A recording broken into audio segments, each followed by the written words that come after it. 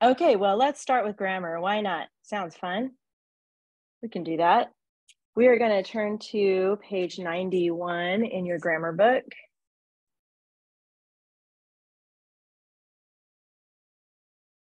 Page 91.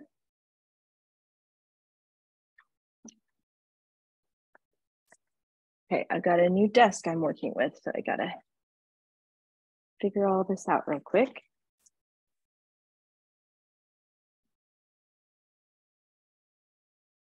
Page 91. Crazy 2020 is coming in. Who is that? Let's find out.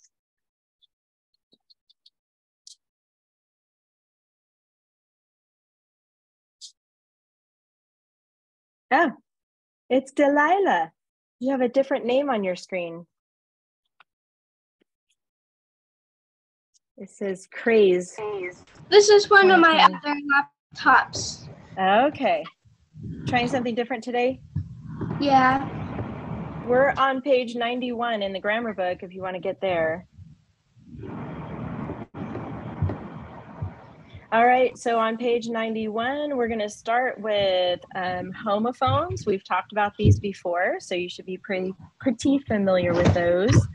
They are words that sound the same, but spelled differently and have a completely different meaning. And it says, it basically says that at the beginning there. Correctly use the homophones its and its. So obviously its and its sound exactly the same, but this one has an apostrophe and this one does not. So there's two meanings behind those words. So it says its without the apostrophe is a possessive pronoun. Its apples, the apples belong to it, the tree. Okay, so if it, usually this is where it's a little tricky because usually when you're talking about a possessive pronoun or possessive noun, you use an apostrophe like the dog's bone. It would be apostrophe S because the bone belongs to the dog. But in this case, for it's no apostrophe, it's still possessive. Okay, the apples belong to the tree or its apples. The possessive pronoun its tells whose and functions as an adjective. And so here we have its with apostrophe S. That is a contraction. Who can tell me what two words make up the word its with the apostrophe? Go ahead, Wyatt. It and is. Yes, it and is, exactly. So the contraction its is shortened from it and is and functions as a subject pronoun. It, that's the subject pronoun. And the verb is of the clause. So remember, is a helping verb. So the pronoun it refers to an object. Obviously, we have two pronouns when you're talking about a living thing like a person or a dog, an animal of some kind. It's she, her, and his, him. Those are the pronouns we use for gender. But then when we're talking about an object like a tree, we would use it. That is the pronoun for an object. So it says, place a line through the incorrect homophone and write the correct word above it. So if the correct homophone is its, write ADJ because that is an adjective above its.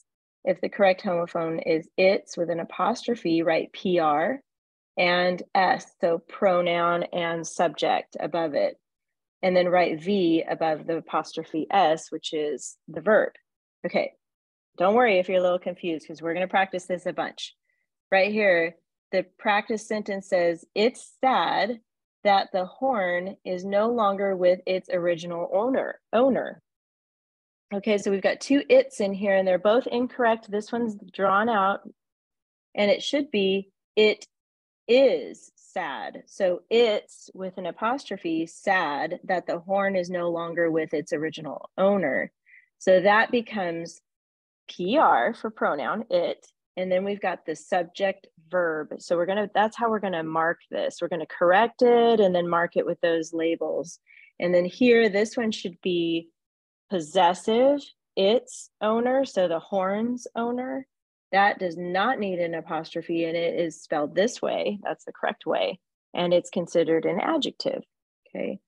The other thing we're going to talk about today is quotation marks and capitalization.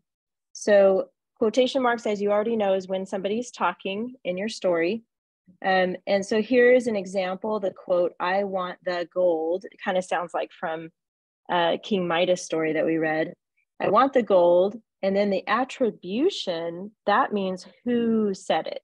So in this sentence, the princess declared. That's who said it, was the princess. So that's an attribution. So the quote is the sentence in quotation marks, and the attribution is the person speaking and the speaking verb. So declared is the verb. And then here, capitalize the first word of the quoted sentence, and then capitalize the first word of the attribution when it begins the sentence. And then do not capitalize the first word of the attribution if it follows the quote. So here's your notes right here. Attribution, see how that A is capital. If it comes first, you capitalize it, and then always capitalize the beginning of the quote. Here it is again, capitalize the beginning of the quote, but if the attribution comes after that, then you don't need the capital here. Any questions about this so far? Okay. Fix it. This is how we're going to fix these. You're going to place 3 short lines below the letters that should be capitalized. We're familiar with that. So here we've got look at the gold. So look needs a capital L. It's the beginning of the quote. And then that's it. The rest of it, the princess exclaimed, is not capitalized because it's after the quote. But if it starts with the princess exclaimed, right here, you need a capital T. And then again, capital L for look inside the quote. Those are the capitalization rules. All right, so that's it for the Learn It page. Now we're gonna move to the practice page 93.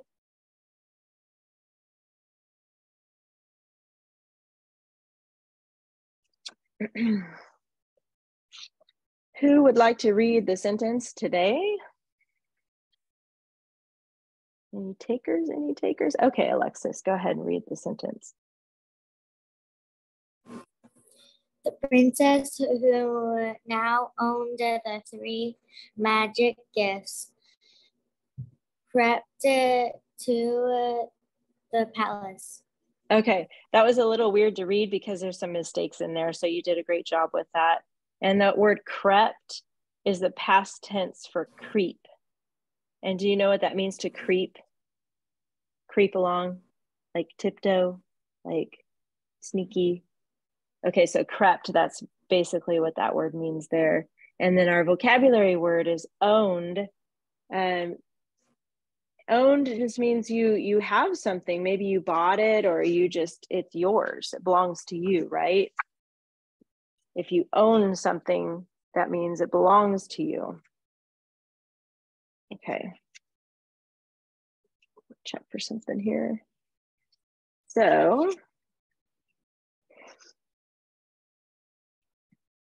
we are going to first do the mark it part of the page here. Looking for my other page, but I don't see it. That's all right.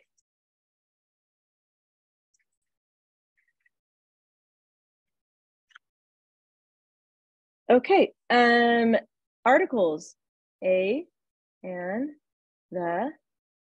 We've got the here, and we've got the here, and the. Pretty easy peasy cheesy. Next one is nouns. So let's see, Chase, I need 3 nouns. What do you see there? Princess. Good. Magic. No, gift. Palace. Good. Princess, gift. Good. Those are the 3 nouns. We're going to put some check marks here on the side to track that. Adjectives, remember, those are the words that describe the noun. So let's go on to Wyatt. Where are my adjectives here?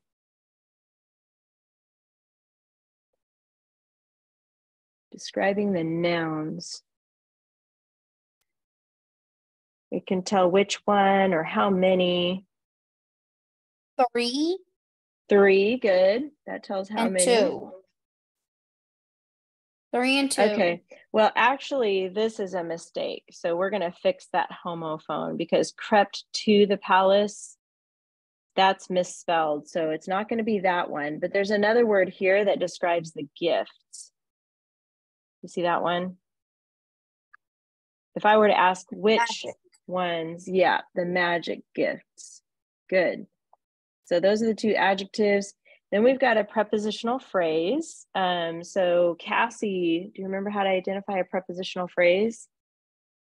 I think we should fix this too. This is bugging me. So draw a line through that. This should be TO. That's going to help us with our prepositional phrase too. So Cassie, what is the prepositional phrase here?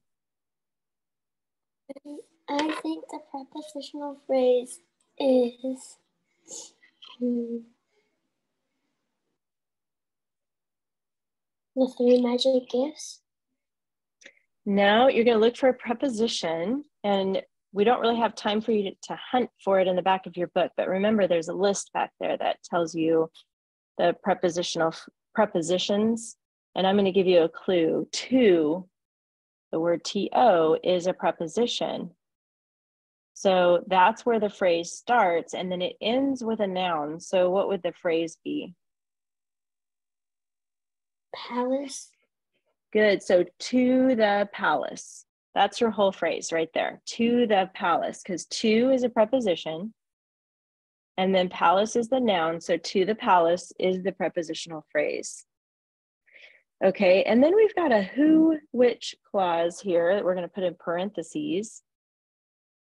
And let's see, we're on to Delilah. It starts with a who. Do you see which one it is?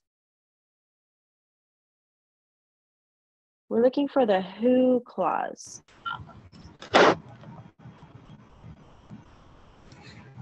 It's right by the princess, like right there. Right by the princess. Can you read it to me? The who clause? Yes. Who now owns the 3 magic gifts? Good, Delilah. Nope, you don't need that part. Just this part right here. You can stop at gifts. Okay. It stops at a noun. Yep, so you got it. Who now owned the 3 magic gifts? Oops. That is the who, which clause. We're going to label it with a W/W. And then there's 2 subject-verb pairs.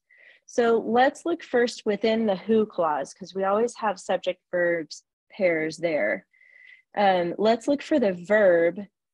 What is the verb in the clause, Alexis? We need to start with a verb. That'll help us.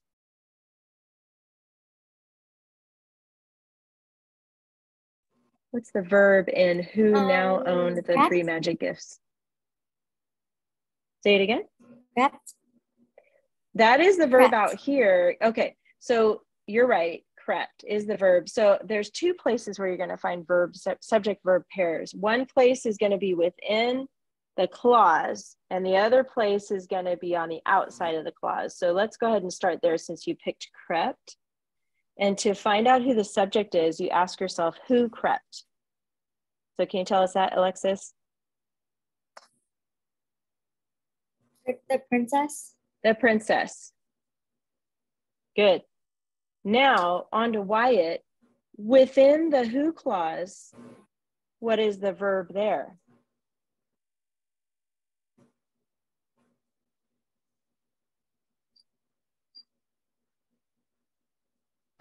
Who and owned. Good. So owned is the verb.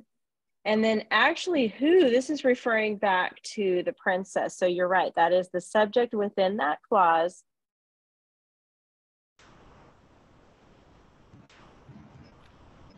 What happened?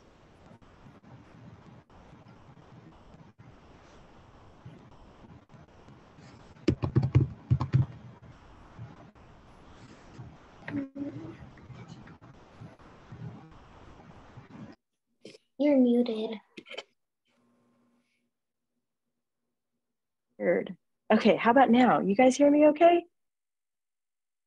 Give me a thumbs up if you Yes. can hear me. Yes. Okay, good. So that was weird. I'm in a different internet area, so I think it kicked me off and then it brought me back in. So sorry about that. I don't know what happened. If that happens again, just hang in there, okay? We'll get through this.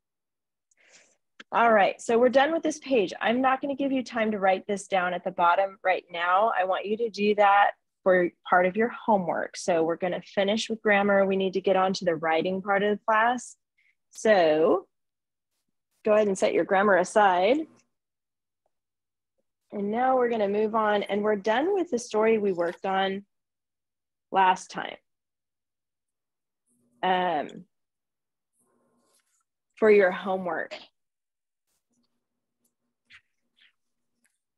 So we are moving on. What was the story we read last time when we got together? The story that you rewrote, what was it? The white and a possum has a bear tail. Yes, okay, so everything that you have that has to do with why opossum has a bare tail, go ahead and put it behind finished compositions. Okay, we're moving that back there. The only thing I don't want you to move is your blue page with it, which is the banned words, and your pink page that has the ly adverb list.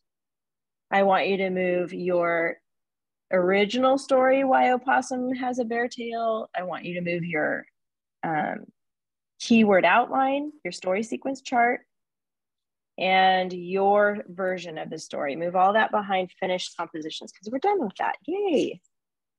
Yay, yay, yay. Okay, so now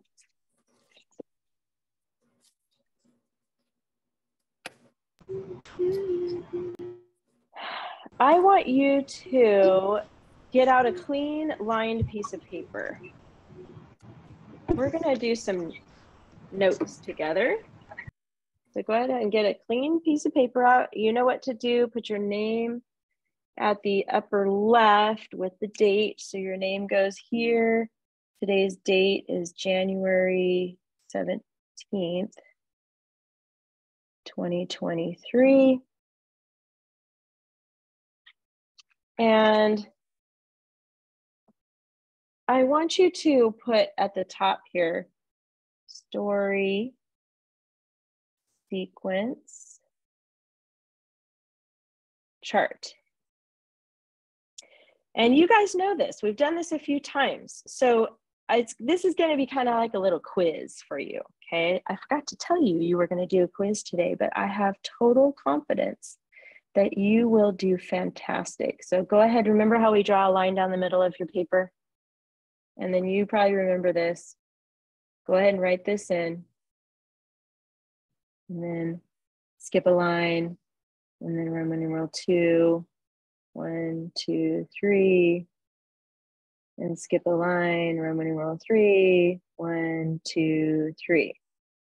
You guys have done that a bunch now, right? For King Midas, you did it for your why opossum has a bare tail. We did it a few times for each of those.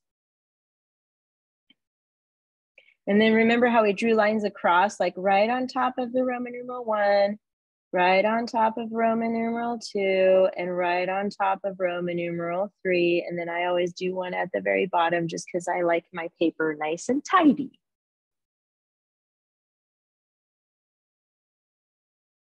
Okay, give me a thumbs up if you totally remember this story sequence chart. Remember setting this up with me? Remember using it? Give me a thumbs up, either virtually or physically, like you're tracking with me. Good, okay. Chase, are you writing this down? I see that, Cassie. Okay, good. Now, who can tell me, and you can raise your hand, who can tell me what goes in this part of the box? These are where we put our notes, like what comes first in the story? Raise your hand if you remember what information we're gonna put in this top box here. Wyatt. Remember? The characters and settings. Good. Everybody write characters / setting. Awesome, Wyatt. Who remembers what questions we asked there? Don't look back on your old notes. See if you can remember by yourself. Who remembers the questions that we used to ask for who? I mean, well, I just gave it to you. Right? When you talk about the characters, you're asking yourself who, right? So who, question mark.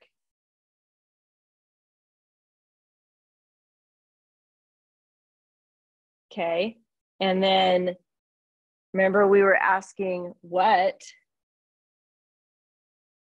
and where.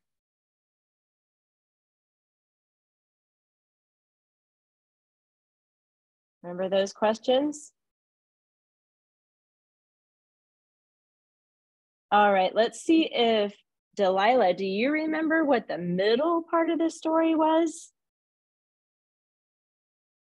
Remember what we did for the middle part of the story? I think it was like, I don't really remember. Okay, that's okay. Who can help Delilah? So we introduce the characters in the setting, and then what usually happens in the middle of the story? Do you remember what happens there? Like, what do we talk about? I see Wyatt's hand. Let me see if Chase knows though first. What, Chase, do you know?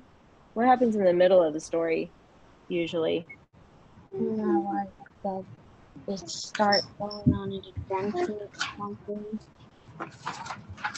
You said examples, is that what you said? Oh, I'm not sure what goes in. Wait, oh. Whoops, I'm sorry. The middle, like, physically, like, it's like the problem. Yes.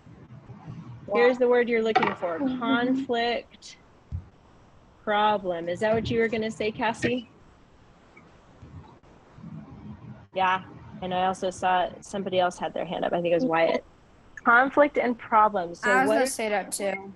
Okay. So that's when we ask the questions, need or want. Remember that? What does the character need or want? What do they think? What think? And what say or do? Put that in too. So remember, that's the middle of the story. That's when we introduce the conflict and the problem, and then we're talking about what does the character want or think, and what are they saying and doing. That's the bulk of the story, is right in the middle. Okay, Chase, do you have a question? You committed a crime right now. You put the word "say" in it. That is illegal. Well, very good. Thank you, Chase, for pointing that out.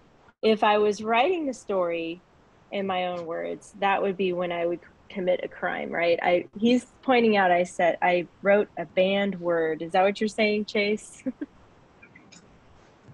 It's true, but this is just an outline. So this is not illegal, okay? So it's okay to put it in the outline. How about the last part of the story, right down here at the very end, usually the third paragraph? What happens there? We have character and setting is the first paragraph. Conflict problem is the second paragraph. What usually happens, Cassie, at the end? The climax and the resolution. Yes, good job.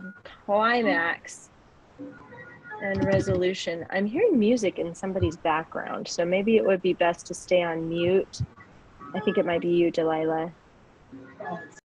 Climax and resolution. So how solved and what happens next? Those are the questions you're answering for the last part of your story. Okay, remember, this is the format for a story sequence. It's true for a movie too, or a show.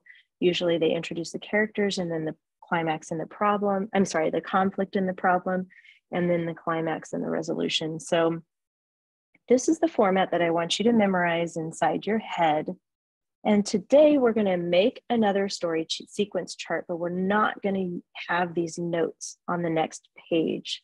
So now what I want you to do is get out. Did everybody get that down? I'll leave it up a little longer if you need to write it. Delilah, did you write it down? Did you write all that? You're done? Okay.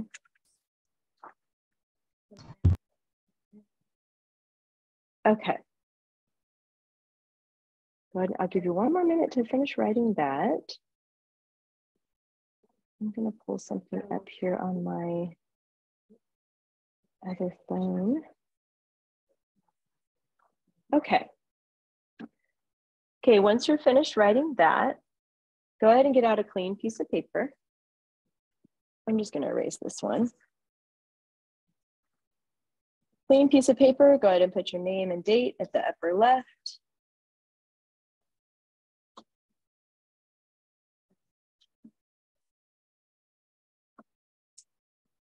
Okay. Name and date. Name, January 17th.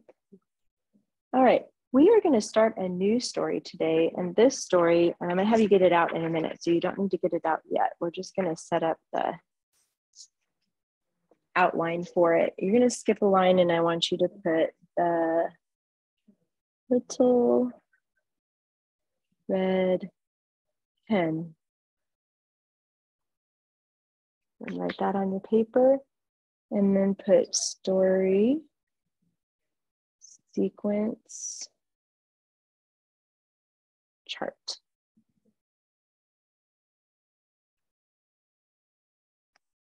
And then instead of making our big boxes that we just did, I'm going to have you only write your Roman numerals on this page and then the numbers, because we need to have more space for this story that we're going to do next.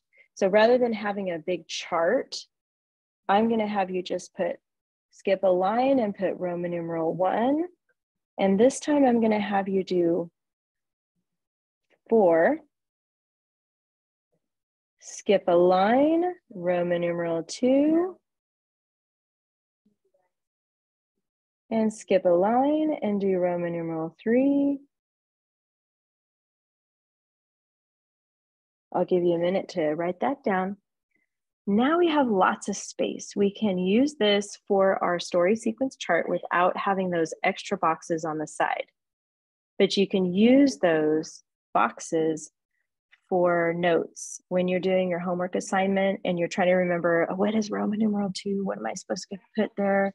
You can look back and see, oh yeah, that's the conflict and problem. And then you look for the questions you need to answer. So that page that we just finished doing before, that's for your notes. That's for you to look back on if you need to when you're doing your homework. This is what you're going to use from now on to write your story sequence chart. Just a regular piece of paper without all those lines and notes and everything. It's just going to be this now. So that's what I want you to start using. And now you're going to get out page, because your story, let's see. I want you to get out a few pages from your binder, okay? You're going to get out pages 61 all the way through 70. So 61, it looks like this. We don't really need that page, but I still want you to get that one out, 61. And then you're going to get out page 63. It looks like that, it's yellow. When I say get it out, I mean like open the rings and pull these out, but make sure you close the rings when you get them out, okay? You also need this page 65. That's our story, the little red hen. I know it's a lot to get out. You're also going to get out this pink page 67. And finally, the checklist on page 69. That's the last page you need out. So you're going to get out all those pages And we're going to be working on these pages for the next 2, maybe even 3 weeks. So I'm just having you get it out and you're going to move it to the front of your binder. Make sure you close those rings after you take out these pages so they don't fall out. So let me go through that again. So you should have, let me count, 1, 2, 3, 4, 5 total pages that you're taking out of your binder. Okay, 61, which is just the overview. 63, the yellow page. 65, the little red hen. 67 is the pink page with the ly adverbs, and then 69 is the checklist. Give me a thumbs up if you got all 5 pages out of your binder and in front of you now. Make sure you close those rings after you get them out. Okay, Chase, thank you. See that? Anybody have any questions about the pages you're looking for?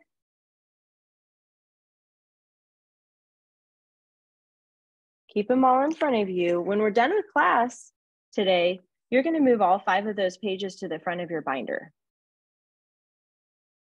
Okay, but for now, we're going to keep them out in front of you because we're going to look at those pages together. Okay, thumbs up if you are with me. You got all 5 pages out of your binder. You got them in front of you, closed up your rings. I saw Chase had a thumbs up. Did you get it, Delilah? Give me a thumbs up. Okay, good. Cassie, did you get it? What's thumbs down, Delilah? You having trouble?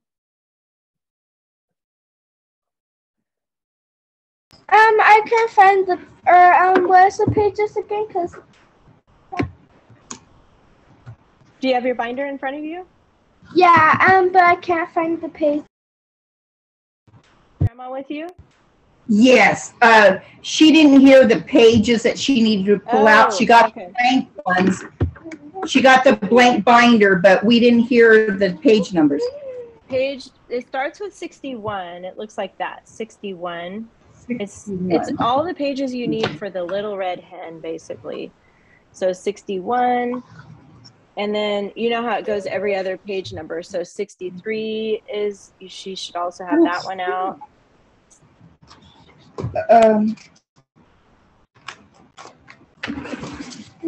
I don't know if they got put out of order.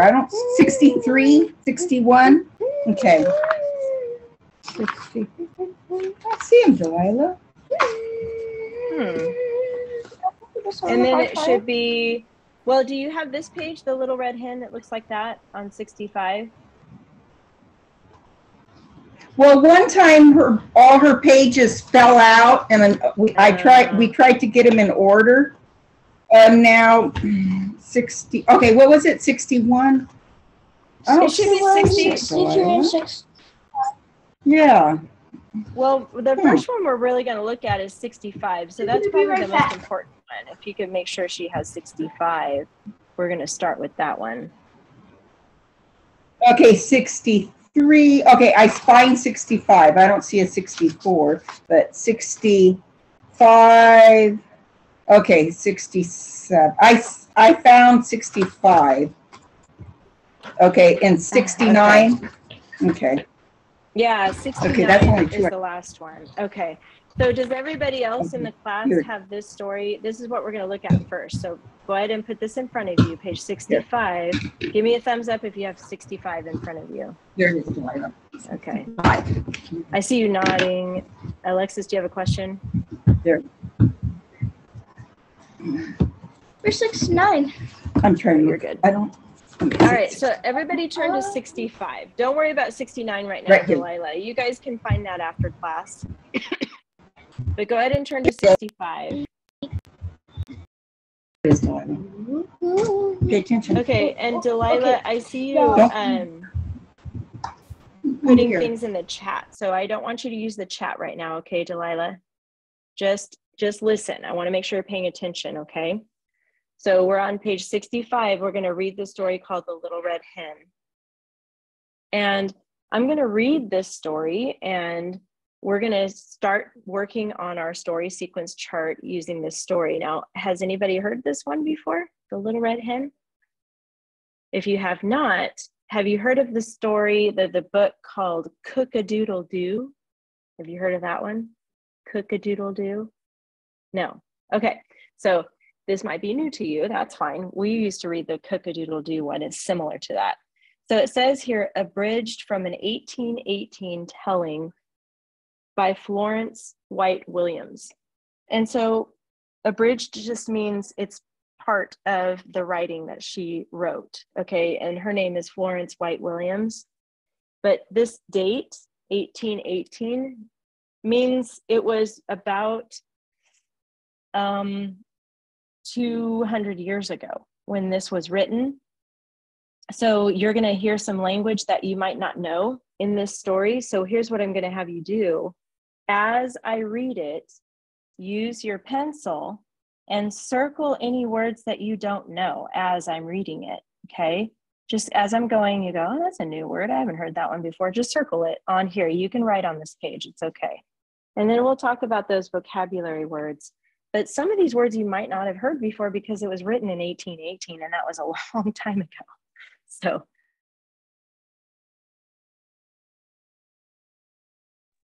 yeah. I'm sorry, guys. I don't know why. I'm glad you stayed on because I think it's my internet here is not liking this Zoom. So if that happens again, just hang in there. I'll be back. All right. It just means it's part of this story. All right, I'm going to go ahead and read it. You're going to circle the words you don't know. Okay. A little red hen lived in a barnyard. She spent almost all of her time walking about the barnyard in her pickety-peckety fashion, scratching everywhere for worms. As often as she found a worm, she would call, chuck, chuck, chuck, to her little chickies. And when they gathered about her, she would distribute choice morsels of her tidbit. A little busybody she was. Remember, you're going to circle any words you hear that you don't know or you haven't heard before. A cat usually napped lazily in the barn door, not even bothering herself to scare the rat, and who ran here and there as he pleased. As for the pig, who lived in the sty, he did not care what happened so long he could eat and sleep. One day, the little red hen found a seed. Carrying it about, she made many inquiries as to what it might be. She found it was a wheat seed, and that if planted, it would grow up and then ripen. It could be made into flour and then into bread. She called loudly, "Who will plant the seed?" But the pig said, "Not I," and the cat said, "Not I," and the rat said, "Not I." "Well then," said the little red hen, "I will," and she did. Then she went on with her daily duties through the long summer days. One day the little red hen chanced to notice how large the wheat was and that the grain was ripe. So she ran about calling briskly, "Who will cut the wheat?" The pig said, "Not I." The cat said, "Not I." And the rat also said, "Not I." "Well then," said the little red hen, "I will." And she did. She got the sickle out of the barn and proceeded to cut off all the wheat. She called out, "Who will thresh the wheat?" Turn the page. But the pig with a grunt said, "Not I." And the cat with a meow said, "Not I." And the rat with a squeak said, "Not I." So the little red hen, rather discouraged, said, "Well, I will do it then." And she did. "Who will carry the wheat to the mill to be ground?" Turning their backs with snippy glee, the pig and the cat and the rat said, "Not I." So the good little hen could do nothing but say, "I will then," and she did. Mrs. Hen retired to her slumbers earlier than usual. She would have liked to sleep late in the morning, but as she opened one eye, she thought that today the flour must be made into bread. So after her chores, she hunted up the pig, the cat, and the rat. Still confident they would surely help her, she sang out, "Who will make the bread?" The pig said, "Not I." The cat said, "Not I." And the rat said, "Not I." So the little red hen said once more, "I will then," and she did. She set the dough, kneaded the bread, divided it into loaves, and put them in the oven to bake. While the cat sat lazily by, the vain rat powdered his nose and admired himself in a mirror, and in the distance could be heard the snores of the dozing pig. At last, a delicious odor was wafted upon the autumn breeze. The red hen called, "Who will eat the bread?" All the animals in the barnyard were watching hungrily and smacking their lips in anticipation. And the pig said, "I will." And the cat said, "I will." And the rat said, "I will." But the little red hen said, "No, you won't. I will." And she and her chicks ate the bread. The end. There you go. She's like, after all that work, no, none of you helped me. I'm not sharing this delicious bread. You guys did not help. So sorry for you, but okay. So that's the story. Did you guys find some words you'd never heard before that you don't know? Raise your hand if you circled something you're not sure of what it means. Delilah, did you find one?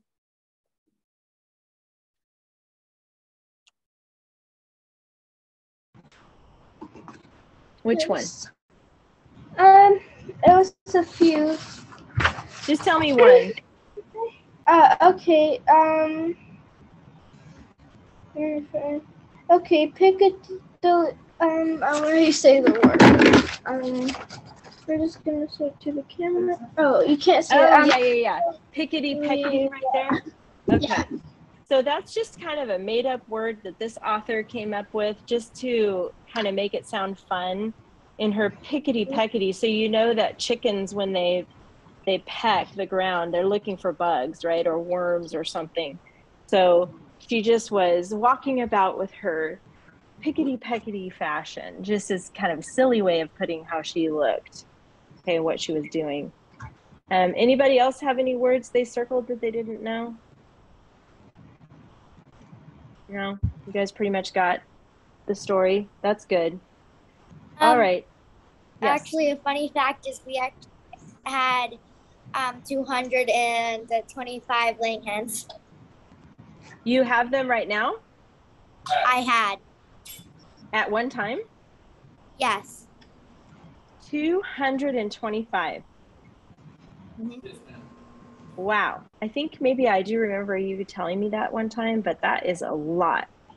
That really earns that song and that says, "Look at all those chickens." That really earns the crown. That earns the crown. You guys get the chicken crown. That's why it says. I have 29, and I thought I had a lot. But 225, okay, you win. I submit. There's no way I'm going to have 225 hens. That is a big mess. Okay, anyway, back to the story. So we finished reading this, and now we're going to work on our story sequence chart. So just move this aside so you can get back to your chart here. And we're just going to fill out Roman numeral 1 today. And who remembers, what do we talk about? What question do we ask in the first paragraph?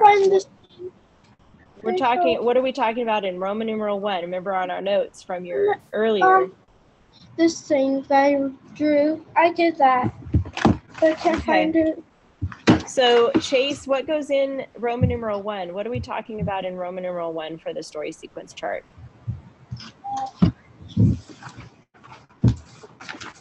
Like the characters in the setting.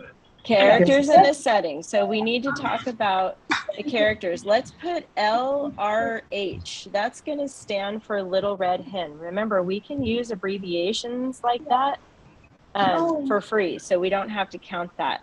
And tell me, let's see, I'm going to ask Cassie, what kind of personality did the Little Red Hen have? What was she like in the beginning of the story? That's not it? No, she's walking around going pickety peckety, chuck, chuck, chuck. Well, then you might need to go and tell anyone else. And Delilah, do you guys mind muting? And I'm going to hear from Cassie. Sorry. Okay. That's all right. What was her personality like for the little red hen? She was like a nice little red hen. Like she was nice. Yeah, she... Let's put that. She was nice. And she had all her little chickies, right? So how would you describe that? I would say she was busy with her chickies, right? Because she's making sure she has them all with her. You could use other words if you think of other words, like she was joyful, she was in a good mood, she was happy. Those all are good words you could use. But remember, the rules of the outline is only 3 words per line. But you can use symbols and abbreviations and numbers for free. Okay. So let's talk. Who else? Whoops. Whoa. Who else was in this story? What was another character in the story, Delilah? Other than the little red hen, what's another character that was in the story?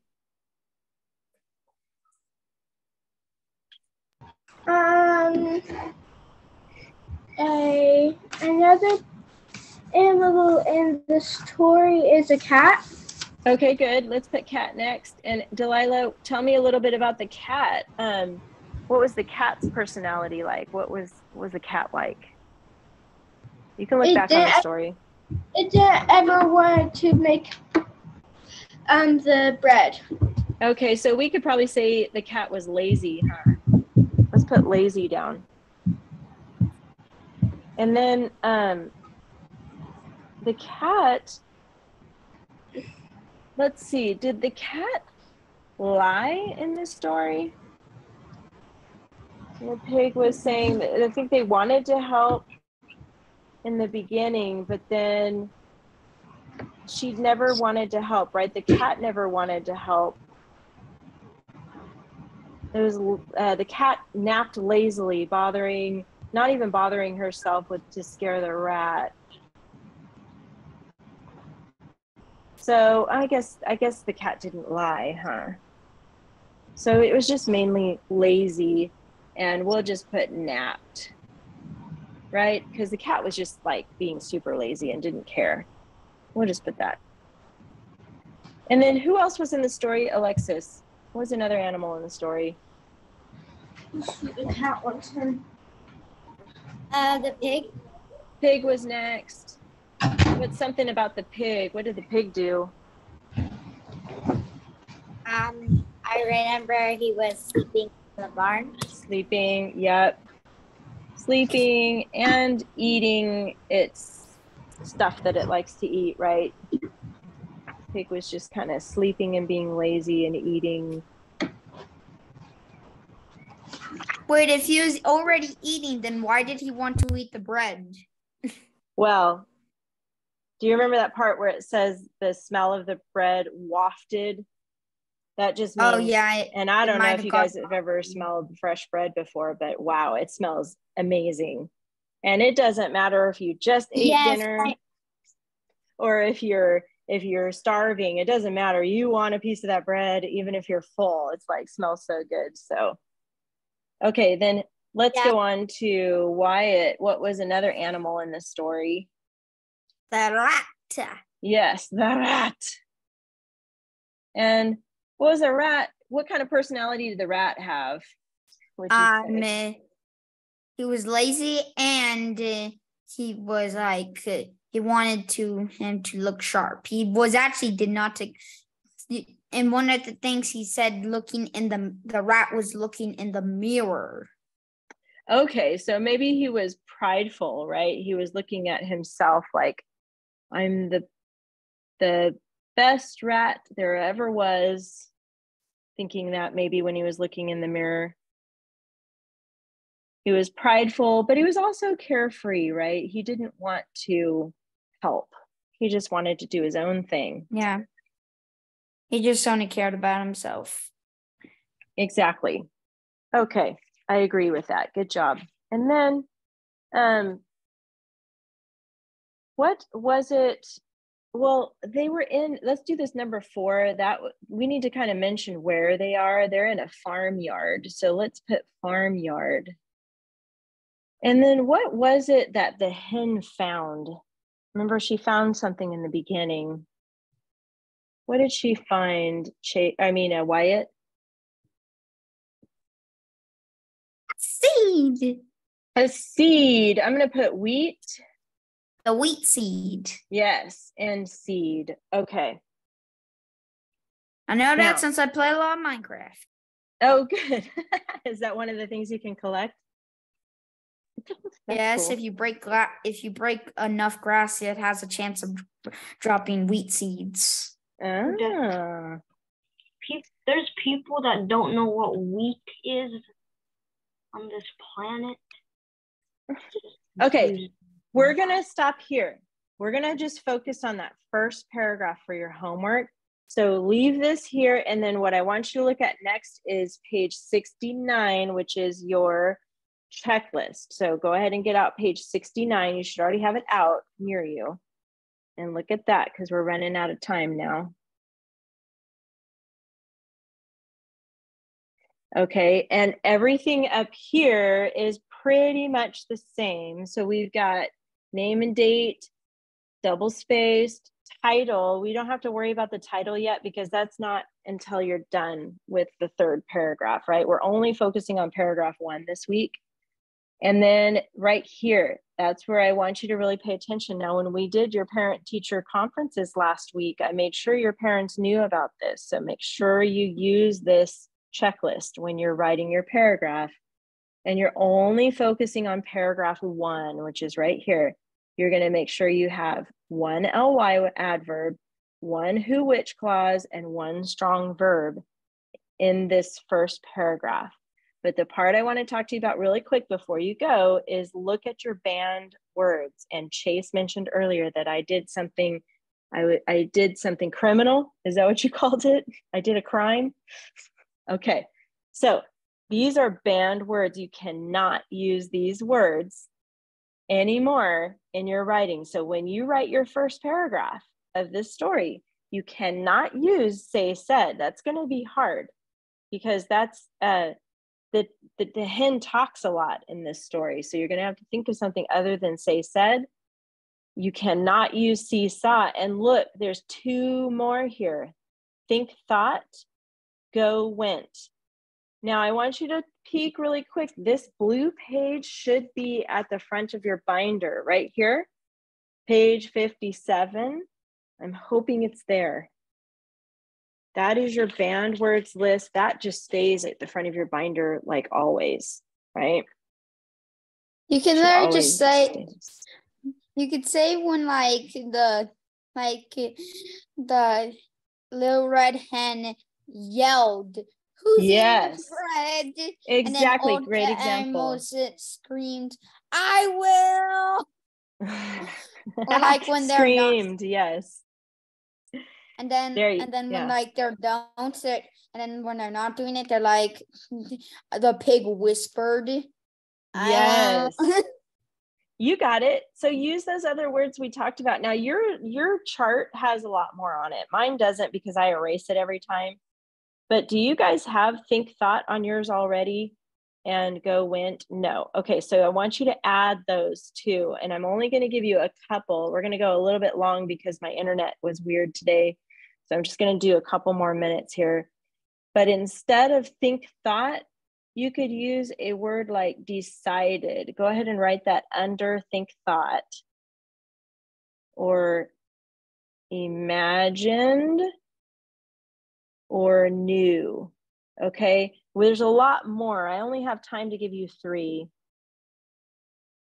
I want you to add to this though as you think of things to use. So don't use think, thought, because that's going to be hard. You know, obviously the hen is thinking, right? So you're going to have to come up with something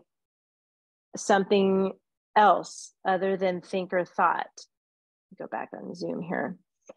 And then for go, went, we could use the word like left, like he left, he went away, he left, or even like waddled, the hen waddled away. Walked, maybe if you're talking about the pig, walked away, or something like that. So pay attention to this checklist. When you're doing your paragraph, you're only writing paragraph 1, but there's a lot to do on that checklist. So that's going to be the hardest part. Okay. So you're going to finish up your grammar, and then you're only going to write paragraph 1 of this story, The Little Red Hen. Are there any questions about your homework? Use your checklist. I'm going to say that again and again and again. Use your checklist. That's super duper important because that's how I grade your homework. So use your checklist. Okay, Delilah, you have a question? No?